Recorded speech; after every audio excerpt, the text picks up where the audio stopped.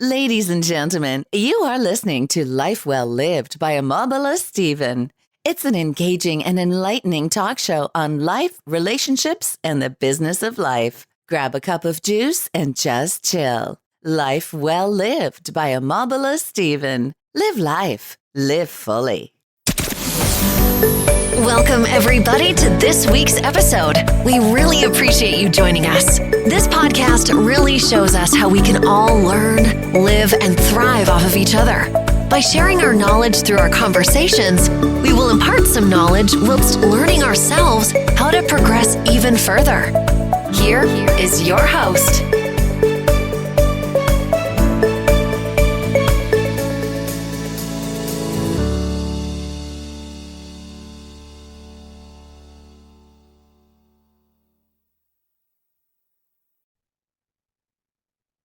This is Life Well Lived by Omobola Stephen. I'm your host, Omobola Stephen. Now, on Life Well Lived, we like to focus on disruptive mindset conversations, focusing on self-improvement and personal development, because we've come to realize the importance and value of personally developing and self-improving ourselves on a daily basis. Personal development and self-improvement is a lifelong process we all must embrace in life in order for us to move from where we are to where we need to be. Is the constant effort that we need to improve upon.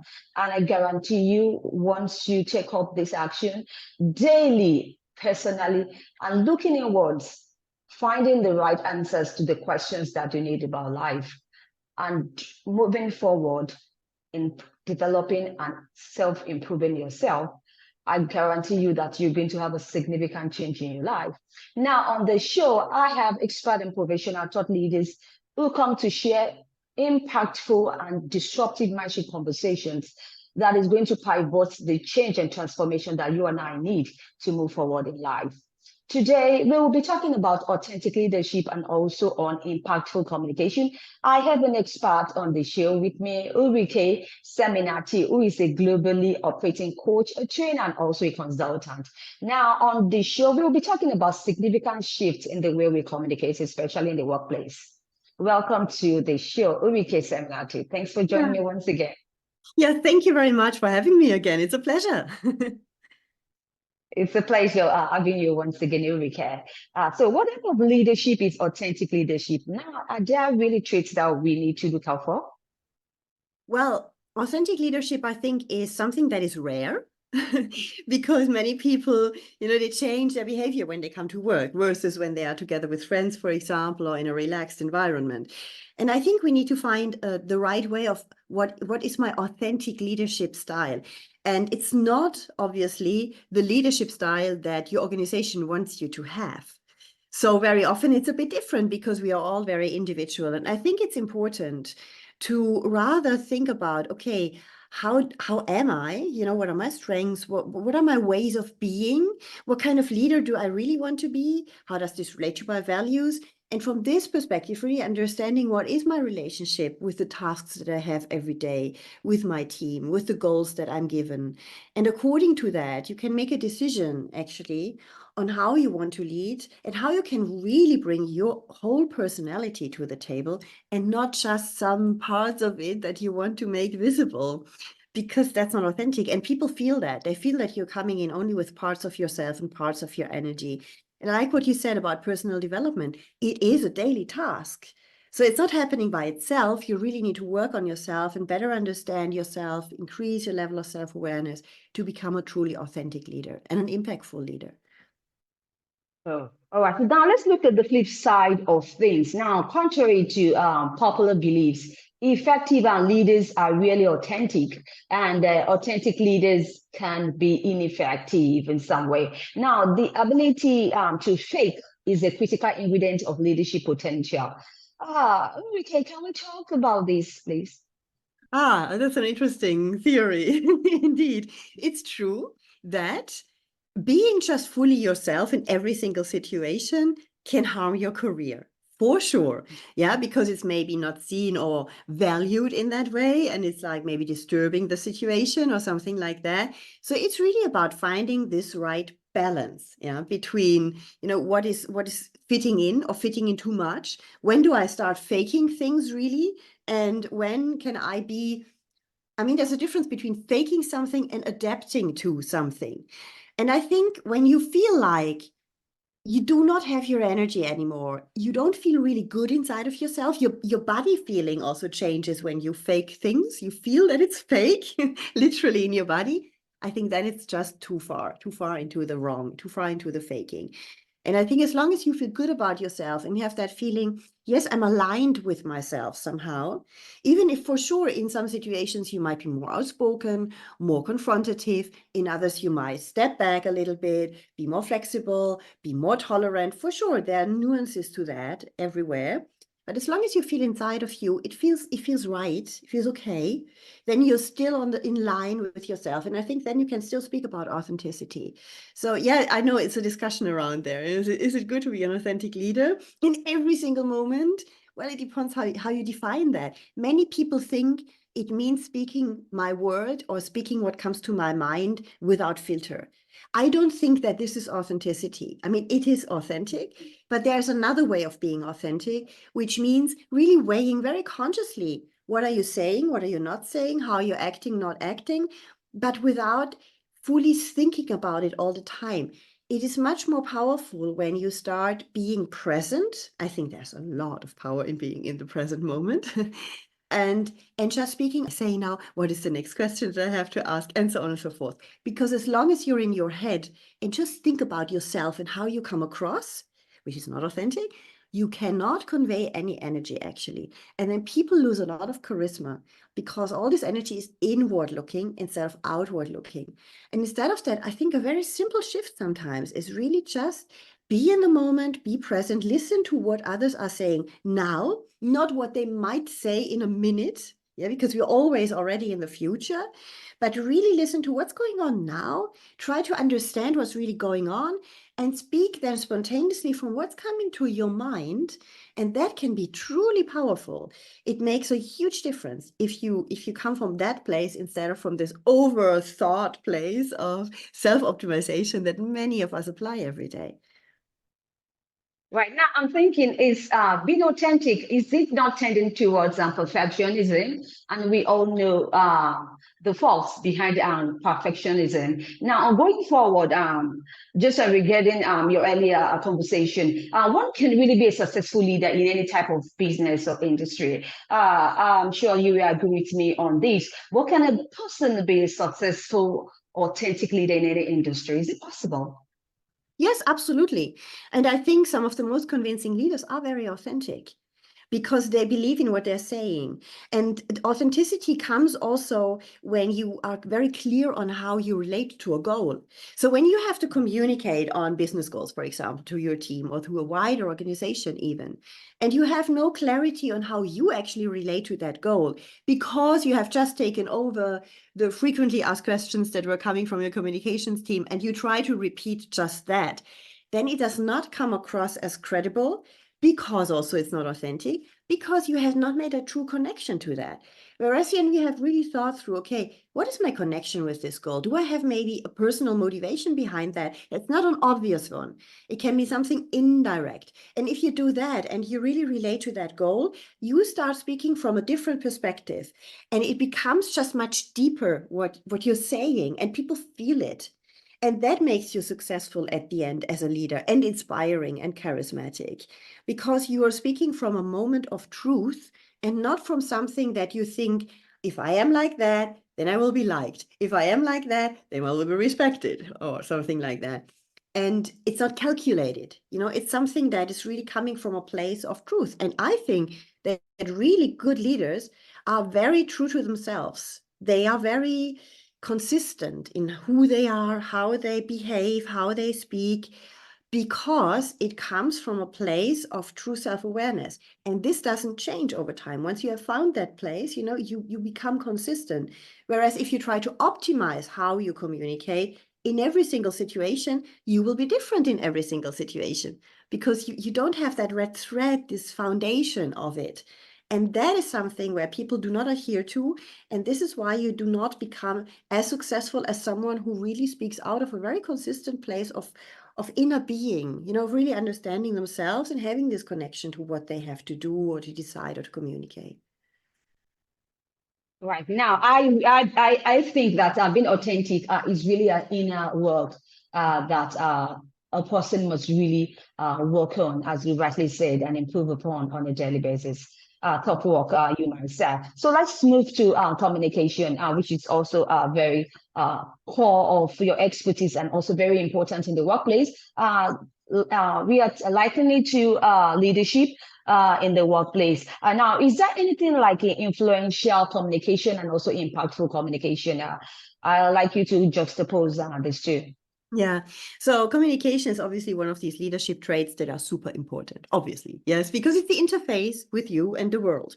So if you don't communicate well, you can have the best ideas ever, but people will not embrace them because they have not understood it or they are not agreeing with it, for example.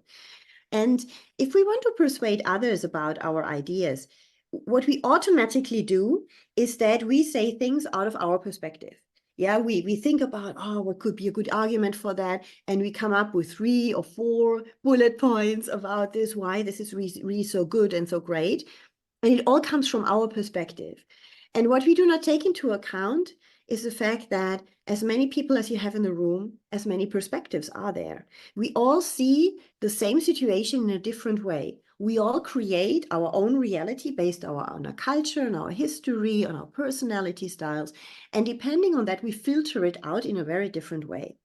And when a typical leader, for example, when they speak about when they want to bring people on board for change or to go the extra mile at work or to be super motivated, they very often have a profile that where for them success, growth, performance, achievement are all attractive things and attractive words. But it's statistically highly likely that in your team you have at least 70% of people, and for those people, these words are not attractive at all. They are, even in the worst case, threatening. So what I work with leaders always on is that they first understand what their intrinsic motivators are and what probably the motivators of the people are they speak to. And I work with the limbic brain. So I use the inner drivers of the limbic brain. It's like for personality styles in a way, but it works with this reptile brain. Yeah, where we have this very simple brain, it's very intuitive, super instinctive, super, super fast. Every reaction is created in milliseconds. To somebody says something, to a mimic in the face of someone, the limbic brain is permanently active and reacting to that.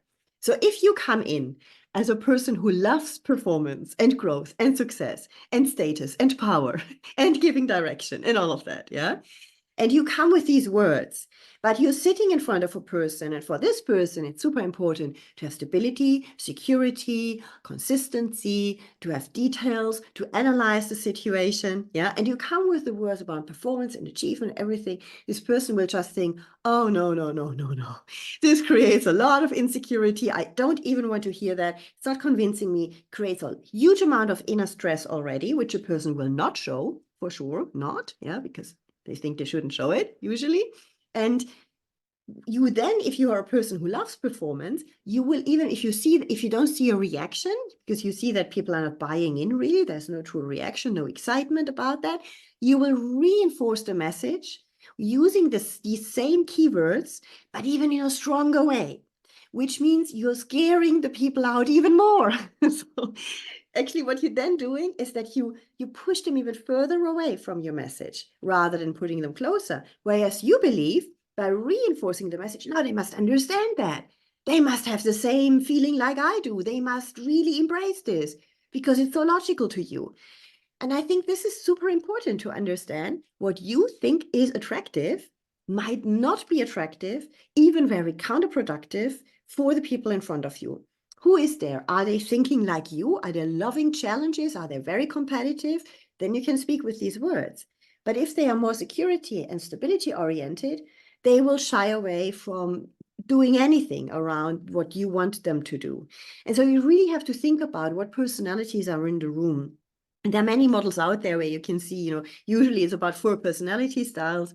And I use the 4 limbic drivers of the limbic brain, which are very similar to the DISC model, for example, if people are familiar with that. You have people who love status and power, others who are very, very security and stability oriented, So you have people who are extremely people and harmony oriented, for example, and then you have those who love everything that is new, very innovative, very creative, but also most of the times a little bit chaotic or very chaotic, depending on the personality. And according to that, you need to shift your dictionary, the words that you use.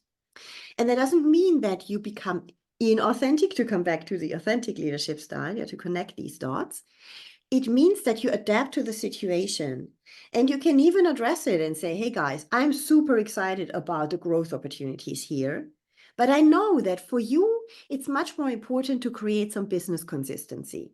And we might be able to create a certain continuity in our activities, even though this is a change project, because we will improve certain things to create more stability on the mid and long term. That's attractive then for that person. But you can say openly, for me, it's attractive to have the growth. Yeah. For me, it's attractive to do something new, but maybe for you, it's not. And I think just putting words on that, and if people might say, no, you're not right. I love ambition and growth. Well, okay, then it's like that. But trying that out, what do people need to hear? Because they need to hear something different, most likely than what you need to hear, because everybody is different. I mean, it's like in marketing. You need to do really target audience oriented communication. And even when you're a leader in one-on-one discussions, you really think about, who do I have in front of me? What are the intrinsic motivations of that person? What do they really need or aspire to? Not everybody aspires to a great career. Some aspire to have their peace and do the same job for 5 or 10 years, and they're very happy with that, whereas you might not be. That doesn't mean that everybody thinks the same. So really find out what are they up to? And is that different from what you are up to? Now, if this becomes a barrier in the relationship, especially in the workplace, how can the barriers be removed? What are the strategies or the tips one can help? Yeah. So I think, first of all, you need to listen a bit to who is around you. What are they saying? Yeah. You can also ask a question, for example, and say, hey, what's interesting for you in this project? Or what do you like most about your role?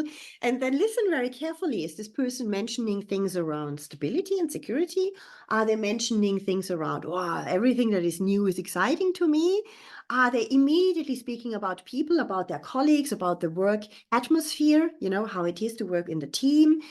Or are they speaking about, yeah, for me, I see I can create visibility. I might be able to shape a career when I do this or that project. And around this, really map your team. Take a piece of paper, write down who is motivated by what, who is similar to who as well. You have people who are obviously similar to each other and others that are totally on the opposite side. And map that out. Do we have diversity in the team? Are they very, very similar, very homogeneous? And according to that, you can communicate differently. If it's a diverse team, obviously there's more work to do because you have to address the message in a different way to different people. And if you have a very homogeneous team, that's easier for the communication, but it's a bit sad because you always get just one perspective. If they all have the same view on things, well, then there's no diversity, so you don't get different ideas than the one of the whole group all the time.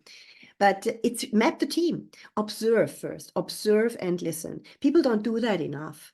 We just jump across it and think, that's how I think is the real world, how I think is reality. And then we just go for it like a bulldozer, more or less, because we also have time pressure. That's also reality. But even if you have time pressure, just listen. Just don't think already what you want to answer. Take the time to listen when people are speaking, and you will hear out a lot of information which you would have not realized because you would have filtered it out. But if you listen carefully to understand, then you might find a few nuggets that help you to communicate better and to tear down these barriers between people. Thank you so much, Ulrike Seminati, for sharing that thought with us. Let us look at communication through the ages, the then and the now. What's your thoughts on this? So 2 different ages, different communication, you mean? Yes. Definitely, yeah. Yes, definitely. Yes, definitely. So I think when you have Gen Z people, young people in the office, you need to understand that they will much more question the why behind decisions and actions. I think it's a bit of a myth that they all need a big purpose. at work. I think that's not really true, but they want to understand why they're doing things. They will not just take an action or deliver you some data or create a PowerPoint or whatever you want from them, yeah, just because you ask them to. They will want to know why. And I think this is an additional effort that you have to make. If you don't make it, they won't do it. They won't do it correctly. They will not apply their whole brain to it, and it will be a lost opportunity, actually. Whereas if you speak to people who are in their 50s, 60s, they are used that you just tell them, we need that, deliver that. They might ask also why, but it's not that important. They will still deliver it because they think that's my job. I will do that. So there is a difference. So with Gen Z people, very young people, you need to act differently in the sense of giving them much more background to why we're doing things, much more context, actually, because then they will create their own reasons. And when they're motivated, they work very, very well. So it's not like they're lazy. Sometimes people say they're lazy. I don't think so. I think they just need to understand why they're doing something. And when they buy into that and find their own reason why they want to do that, they will be very great collaborators. Right. Okay. Do you have any parting word you'd like to share? Any what? Sorry? Do you have any parting word you'd like to share with my audience? A last word? Well, just have the courage, to just have the courage. And I think it's in personal development, this is the key thing as well. The courage to just observe and look at you and be very honest with yourself first. You don't have to tell your flaws to the whole world. That's not the point. But just be really honest with yourself, and then give yourself the chance to love yourself like you are, because then you will do everything you do, be it at work or at home, in a much more powerful way, in a much more authentic way. And you will feel so much better about yourself, and you create a positive spiral. So that would be my last word. And I think it's applicable also to the professional world as much as at home. Absolutely. Thank you so much, Ulrike, for the impactful and motivating line. Ulrike, do you have any exciting news you'd like to share? Well, I have a few trainings coming up for individuals, actually, in February, March, and then I will also recreate others in the future. It's 90-minute sessions around communicating with impact, for example, or around creating more presence, or around leading with authenticity. These topics are there, and it's 90 minutes, so it's always something which you can do in a very short time frame, but it's very pragmatic, very hands-on tools which you get in these 90 minutes. And it's a true live training where you speak to me and where we are a very small group of people to speak about that. So you can just check it out on my website, ulrikeseminati.com, and you click on For Individuals. And this is where you find that. Absolutely. Now you've shared your website with us. Any social media handles we like to visit? Yeah, for me, LinkedIn is my main channel, definitely. So go there and find Ulrike Seminati, and you find also all the materials there and all the links that you need. Yeah. Right.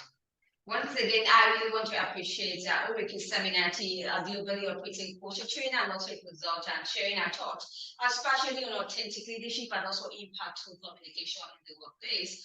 And likewise, also innovation in our personal lives. Truly inspiring and motivating discussion we have today on the show. Ulrike, I wish you best of luck in all the projects that you're embarked on. Yes. Thank you very much for having me again. All right. Thanks for hosting the show once again. If you'd like to catch up any episodes of My Real Lead, you can do so on any distribution platforms or any distribution platforms you bump into, and do have a great time as you listen to expert top leaders, professionals share their thoughts on disruptive mindset conversations on any topics in the personal development and self-improvement. I need you to stay safe always. If you enjoyed today's episode, make sure you subscribe and leave us a review.